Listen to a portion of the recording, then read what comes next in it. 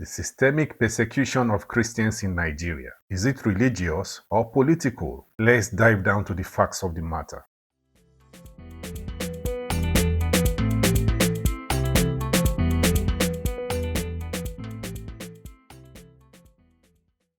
Hi, Corinne. Good afternoon. Thank you. I'd like to turn your attention to Nigeria. Just a few days ago, an absolutely horrific story. A Catholic priest in his rectory early Sunday morning was literally burned to death. Bandits burned the rectory, and today, as a matter of fact, Pope Francis asked the world to pray for Father Isaac Achi. Question one, two questions here. One, will the Biden administration forcefully condemn acts of violence against Christians in Nigeria? So let me just say we are saddened by the senseless killing. We have seen the reports, and we certainly are saddened by that. We are monitoring the situation as information develops. And so we hope the Nigerian authorities will quickly bring the perpetrators to justice. The rising insecurity in Nigeria in recent years has reached an alarming state. Apart from the violence committed on human lives by the Boko Haram and the ISWAP terrorist groups, banditry, abduction, armed robbery, cultism, communal clashes, kidnapping, and extrajudicial killings have become regular daily incidents in Nigeria. According to Open Door, an international ministry that serves persecuted Christians around the world, there are more Christian persecutions in Nigeria than Saudi Arabia, the spiritual headquarters of Islam.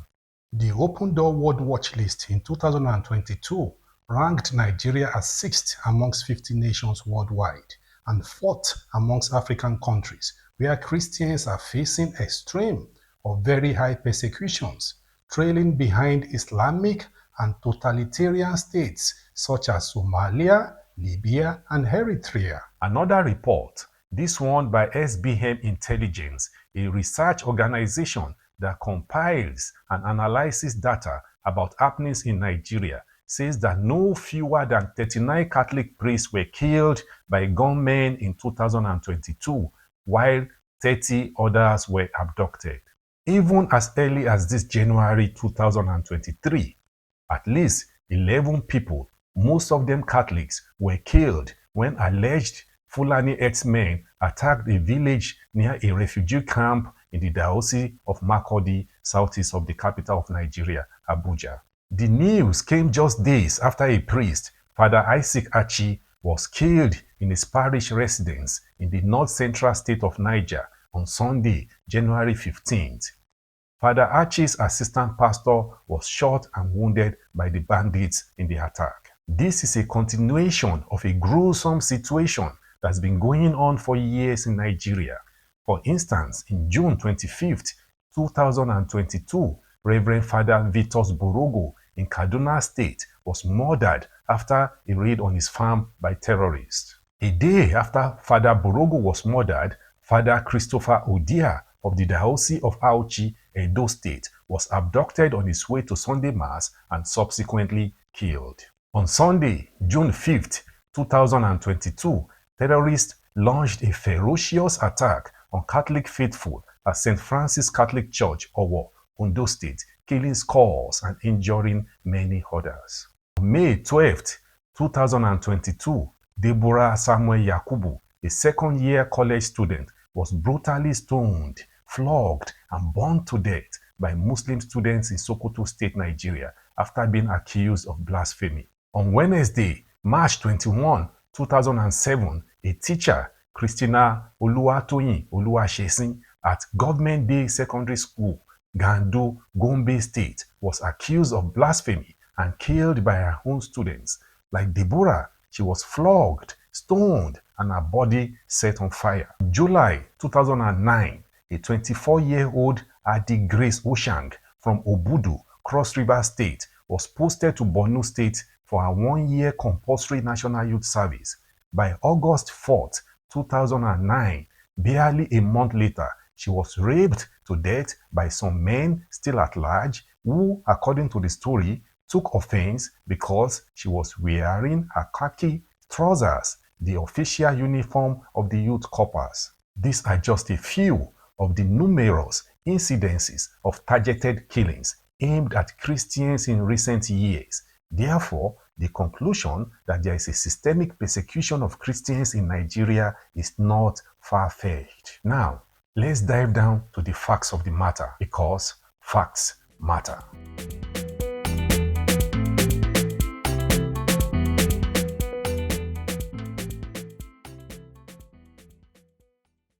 The violent situation in Nigeria is beyond religious crisis or tribal clashes between Fulani's herdsmen and farmers, both fighting for scarce economic resources caused by climate change.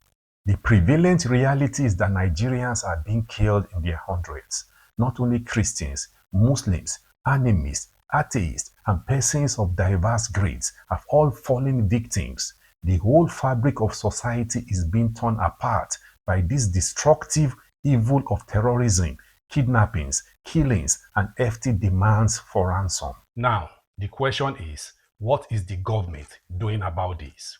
President Muhammadu Buhari, in a recent interview, revealed that his government has spent well over $1 billion in their effort to stem out terrorism and insecurity in the country since 2015. He added, and I quote, "When I assumed power in 2015, Boko Haram held about 2/3 of Borno State, half of Yobe State, and a couple of local council areas in Adamawa State, all in the northeast of Nigeria.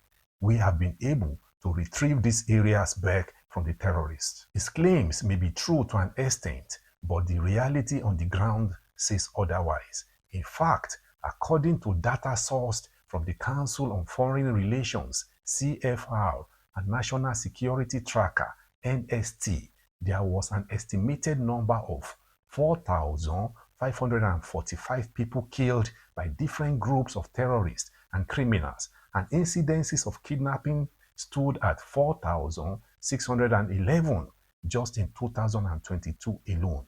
Again, in 2021, the United Nations Refugee Agency and Council on Foreign Relations reported that there were over 3 million internally displaced persons in Nigeria, despite the fact that the country is not at war. Now, the question is this: despite spending over $1 billion, why has the government effort at stemming the tide of insecurity in Nigeria yielded little results? Well, the answer is simple. It is a case of roots versus symptoms. If all you do is treat symptoms, you are never going to cure the disease. Attacking the symptoms of insecurity alone is not the solution. The Nigerian government must address the root causes, which include corruption, widespread poverty in the midst of plenty, sharp inequality in income distribution, extreme youth unemployment, high inflation rate, and of course, when all these are mixed together with a large dose of illiteracy and a pinch of religious fanaticism, you will get a combustible cocktail that is flammable at the slightest touch. All in all, the fact is that Nigeria's current situation is remarkably alarming, especially because of the country's status as a regional power in Africa. Escalation of insecurity in Nigeria could have serious implications on the region's stability and create displacement spillover that could affect the demography and security situation of neighboring countries and even global peace. Peace, security, and political stability are the ultimate factors for any form of socio-economic development. You see, enough evidence has shown that good governance, provision of a safe and secured environment for human capital development and businesses will curb violent tendencies, create jobs, reduce poverty, increase government revenue, and engender long-term inclusive growth. And that are the facts of the matter.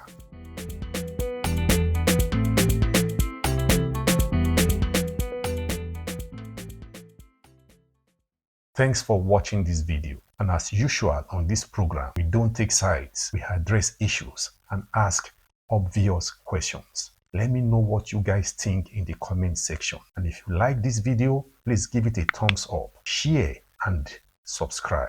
Let us grow this channel together. Looking forward to seeing you next week on another episode of Facts of the Matter. And until then, please stay safe.